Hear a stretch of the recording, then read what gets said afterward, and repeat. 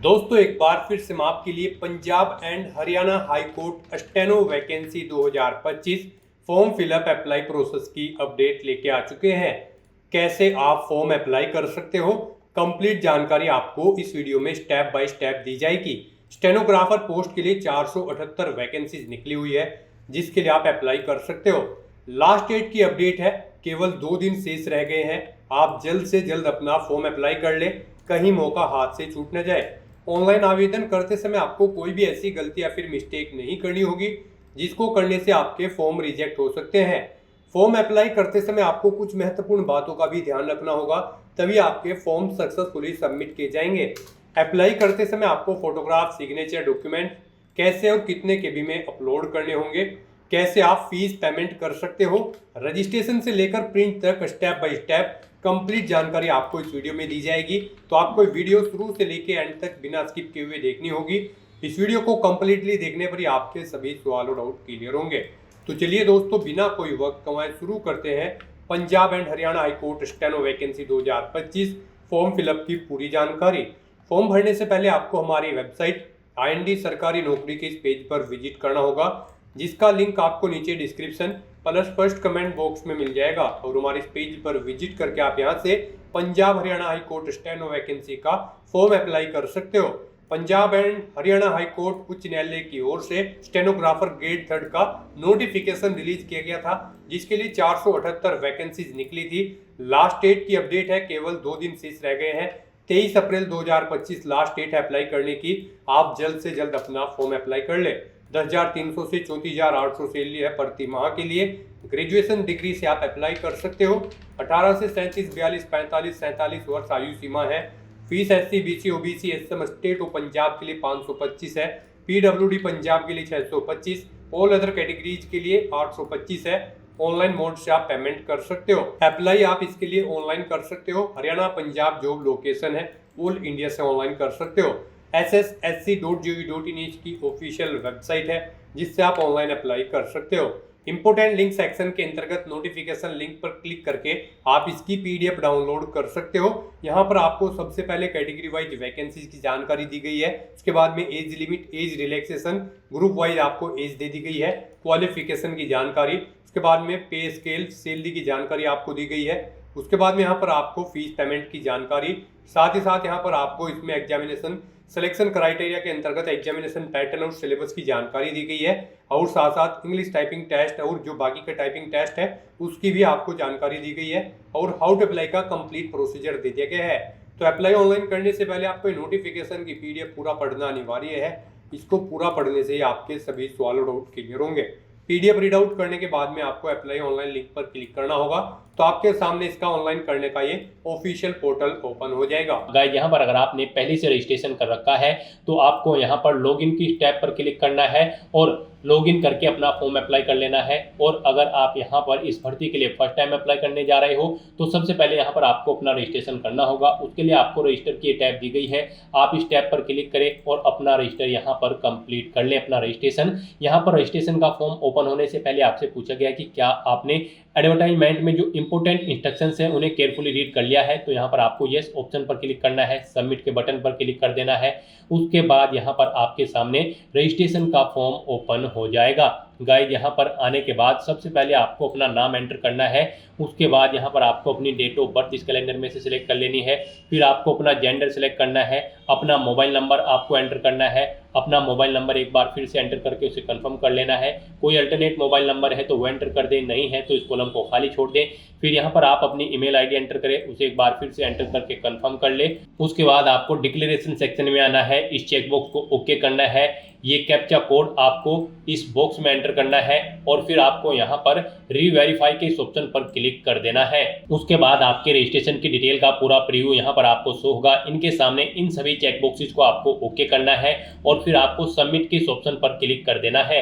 उसके बाद आपको आपके डैशबोर्ड में डायरेक्ट कर दिया जाएगा। एक यूजर ID और पासवर्ड आपके रजिस्टर्ड मोबाइल नंबर और ईमेल ID पर सबमिट कर दिए गए हैं। आपको उन्हें केयरफुली नोट डाउन करके रख लेना है फ्यूचर यूज के लिए। और यहाँ पर बस अब आपको गो टू एप्लीकेशन के इस ऑप्शन पर क्लिक करना है और बस यहाँ पर अब आपको अपनी पर्सनल डिटेल देनी है। यहाँ पर आकर सबसे पहले आपको अपनी नेशनैलिटी सिलेक्ट कर लेनी है। उसके बाद आपसे पूछा गया कि क्या आपके पास पंजाब का डोमिसाइल है आप पंजाब के रहने वाले हैं, अगर हैं तो आप यस ऑप्शन सेलेक्ट करें, नहीं है तो नो ऑप्शन सेलेक्ट करें। उसके बाद यहाँ पर आपको अपना मैरिटल स्टेटस सेलेक्ट कर लेना है। फिर यहाँ पर आपको अपनी मदर का नाम एंटर करना है, उसके बाद आपको अपने फादर का नाम यहाँ पर एंटर करना है और फिर यहाँ पर आपको अपनी कैटेगरी सेलेक्ट कर लेनी है और उसके बाद गाइस यहाँ पर आपको सेव एंड नेक्स्ट के इस ऑप्शन पर क्लिक कर देना है। नेक्स्ट यहाँ पर आपको अपनी एडिशनल डिटेल देनी है, यहाँ पर आपको अपनी डिसेबिलिटी की डिटेल देनी है। अगर आप फिजिकली डिसेबल्ड हैं तो आपसे पूछा गया कि क्या आप कंप्यूटर बेस्ड टेस्ट के लिए एक्स्ट्रा टाइम चाहते हैं, अगर चाहते हैं तो यस करें और फिर यहाँ पर आपको अपना डिसेबिलिटी का सर्टिफिकेट अपलोड करना होगा और अगर आप नहीं चाहते हैं तो यहाँ पर आपको नो ऑप्शन सेलेक्ट करना होगा। उसके बाद यहाँ पर आपसे पूछा गया है कि अगर आप डिसेबिलिटी आपको किसी प्रकार की है तो यहाँ पर आप स्क्राइब चाहते हैं एग्जाम देने के लिए, अगर चाहते हैं तो यस ऑप्शन सेलेक्ट करें। फिर भी आपको अपने डिसेबिलिटी का सर्टिफिकेट यहाँ पर अपलोड करना होगा, नहीं चाहते हैं तो नो ऑप्शन सेलेक्ट करें। फिर आपसे पूछा गया है आप एग्जाम के दौरान क्या यहाँ पर कोई डिवाइस अपने साथ लेकर जाएंगे, जैसे कि मोबाइल फोन या फिर कैलकुलेटर। अगर आप यहाँ पर यस ऑप्शन सेलेक्ट करते हैं तो फिर आपको यहाँ पर उस डिवाइस का नाम देना होगा और फिर यहाँ पर आपको सर्टिफिकेट देना होगा अपनी डिसेबिलिटी का, और अगर नहीं लेकर जाते हो तो फिर यहाँ पर आपको नो ऑप्शन सेलेक्ट कर देना होगा। गाइस यहाँ पर अगर आप एग्जाम के दौरान कोई एक्स्ट्रा टाइम चाहते हैं या फिर आप कोई स्क्राइब अपने साथ लेकर जाना चाहते हैं एग्जाम के टाइम पर, तो यहाँ पर आपको उसके लिए गाइडलाइन दी गई है। आप क्लिक हियर के इस लिंक पर क्लिक करें, आपके सामने एक गाइडलाइंस ओपन हो जाएंगी, इन्हें आप केयरफुली रीड करें और फिर यहाँ पर आप अपनी डिटेल दें और फिर आपको डॉक्यूमेंट्स आगे चलकर जब आप अपने डॉक्यूमेंट अपलोड करोगे तब आपको इसे अपलोड करना होगा। उसके बाद यहाँ पर आपको अब पूछा गया कि क्या आप रेगुलर एम्प्लॉय हैं पंजाब गवर्नमेंट के या फिर किसी अदर स्टेट गवर्नमेंट के।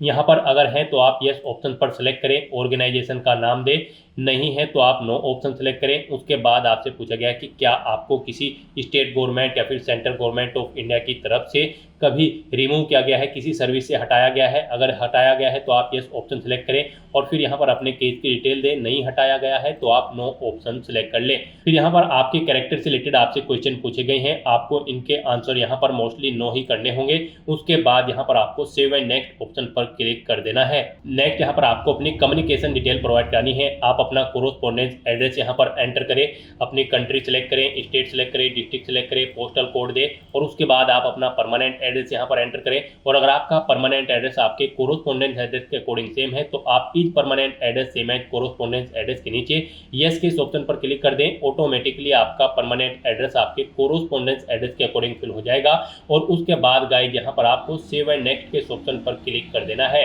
नेक्स्ट यहाँ पर आपको अपनी एजुकेशनल क्वालिफिकेशन की डिटेल देनी है। गाइस यहाँ पर स्टेनोग्राफर ग्रेड 3 की पोस्ट पर अप्लाई करने के लिए आपके पास बैचलर डिग्री होनी जरूरी है आर्ट में या फिर साइंस के अंतर्गत। साथ ही साथ यहाँ पर आपको प्रोफिशिएंसी होनी चाहिए कंप्यूटर में, वर्ड प्रोसेसिंग एंड स्प्रेडशीट्स में यानी कि एक्सेल में, और साथ ही साथ यहाँ पर आपका 10वीं क्लास पास आउट होना जरूरी है और उसमें आपके पास पंजाबी लैंग्वेज एक सब्जेक्ट के तौर पर होनी चाहिए या फिर इसके इक्विवेलेंट आपने कोई एग्जाम पास किया हुआ होना चाहिए, तभी आप इस भर्ती में पार्टिसिपेट करने के लिए एलिजिबल होंगे। तो यहाँ पर अब आपको अपनी क्वालिफिकेशन की डिटेल देनी है। सबसे पहले यहाँ पर आपको अपनी 10वीं क्लास की डिटेल देनी है। यहाँ पर देना है सबसे पहले आपको अपने बोर्ड का नाम, उसके बाद आपको देना है अपने स्कूल या इंस्टीट्यूट का नाम, पासिंग ईयर आपको सिलेक्ट कर लेना है कब आपने अपनी 10वीं क्लास पास आउट की है। फिर यहाँ पर आपको देना है मार्क्स, कितने मार्क्स आपने ऑब्टेन किए हैं 10वीं क्लास में, फिर कितने मार्क्स में टोटल थे जिसमें से आपने मार्क्स ऑब्टेन किए हैं वो आपको यहाँ पर एंटर करने हैं। फिर इनके अकॉर्डिंग आपकी परसेंटेज यहाँ पर कैलकुलेट करके आपको शो कर दी जाएगी। उसके बाद यहाँ पर आपसे पूछा गया है कि क्या यहाँ पर 10वीं में आपके पास पंजाबी लैंग्वेज एक सब्जेक्ट के तौर पे थी या फिर आपने इसके इक्विवेलेंट कोई एग्जामिनेशन पास कर रखा है पंजाबी लैंग्वेज में। तो यहाँ पर आपको यस ऑप्शन पर क्लिक करना है, ये मैंडेटरी है और यस ही आपको यहाँ पर करना होगा, अदरवाइज आप एलिजिबल नहीं होंगे इस भर्ती में पार्टिसिपेट करने के लिए। उसके बाद यहाँ पर आपको अपनी ग्रेजुएशन की डिटेल देनी है।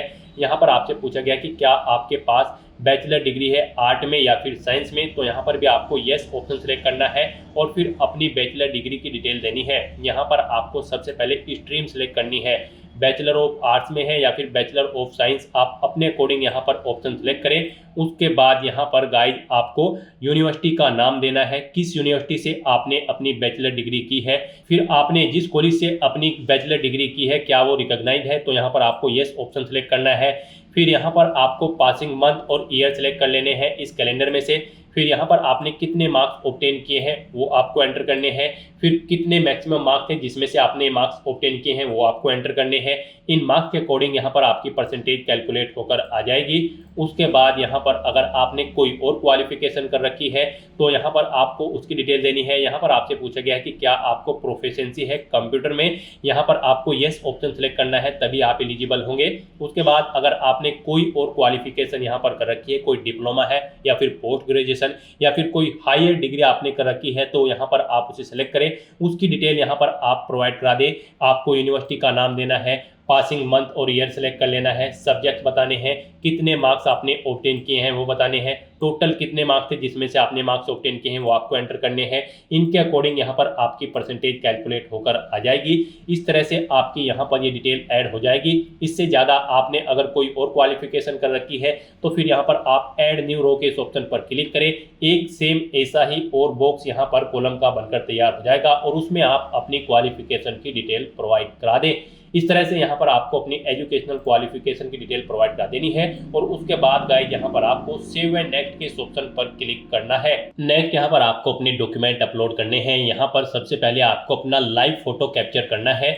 उसके लिए यहाँ पर आपको क्लिक हियर टू कैप्चर के ऑप्शन पर क्लिक करना है। उसके बाद आपको कैप्चर फोटो ऑप्शन पर क्लिक करना है और अपने वेब कैमरा या फिर मोबाइल फोन से आपको अपना लाइव फोटो यहाँ पर कैप्चर कर लेना है।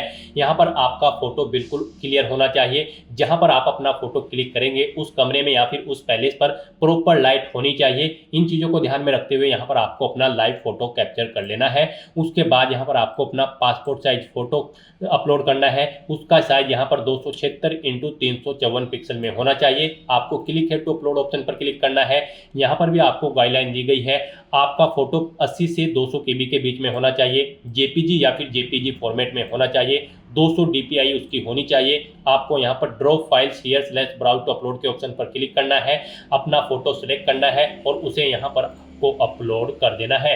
फिर आपका ये जो पासपोर्ट साइज फोटो है ये किस डेट को खींचा गया था वो डेट आपको इस कैलेंडर में से सिलेक्ट कर लेनी है। उसके बाद आपको अपने सिग्नेचर यहाँ पर अपलोड करने हैं। सिग्नेचर का साइज आपके 276x118 पिक्सल रहेगा। आप click here to upload option पर क्लिक करें।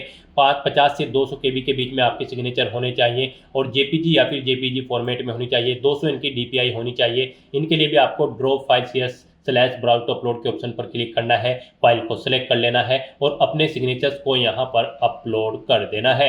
गाइस यहाँ पर अगर आपका फोटो या सिग्नेचर या फिर कोई डॉक्यूमेंट छोटा या बड़ा है तो आप उन्हें रिसाइज कर सकते हैं।